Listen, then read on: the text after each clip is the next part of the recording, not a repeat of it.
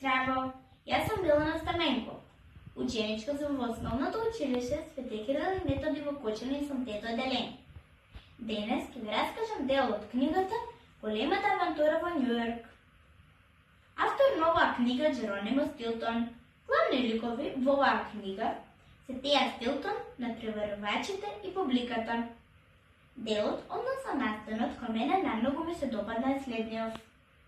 Еден убав сончев ден, еден слушаец ја прашал Теја Стилтон дали таа сака да оди на островот на китовите и дека таму ќе ја очекува едно големо изненадување.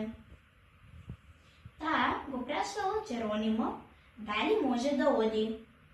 Тој се согласил и рекол дека може да оди. Откако Теја се качила на бродот, се сретнала со еден глушец кој што бил таму. Таа го замолила да пренесе на оној глушец кој што го вози бродот, дали може да побрзаат со патувањето. Тогаш глушецот отишол кај другиот глушец кој го возел бродот. По кратко време тој се вратил и рекол дека не можат да побрзат, бидејќи имало многу бранови.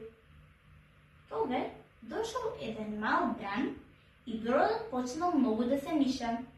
Теја го прашала глушецот кој возела бродот, зошто од толку мал бран толку многу се мишал бродот. Тој рекол дека не сака да ја уништи бојата на бродот. Затоа Теја Стилтон го замолила дали таа може да го вози бродот наместо него.